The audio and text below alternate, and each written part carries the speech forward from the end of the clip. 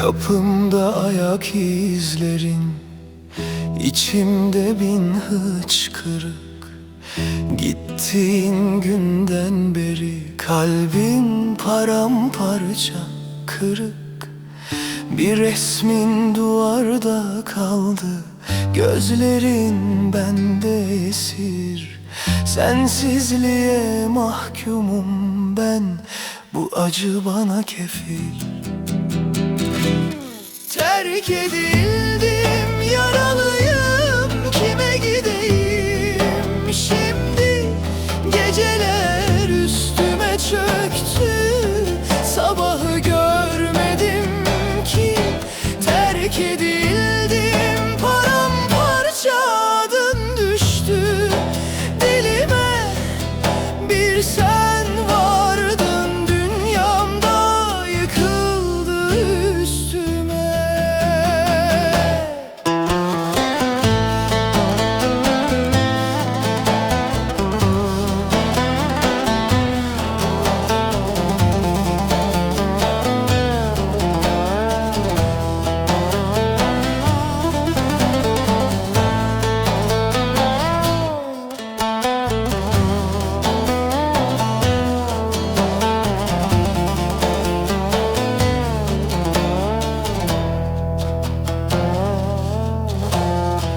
Bir sözün kaldı bende, yarım bir vedadan.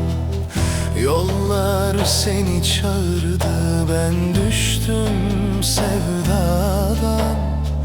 Aynalar yüzümü sorar, kim bu hüzünlü adam? Adın geçer her nefeste, kapanmayan bir yaram. Terk edildim, yaralıyım, kime gideyim şimdi? Geceler üstüme çöktü, sabahı görmedim ki. Terk edildim, paramparça adım düştü dilime.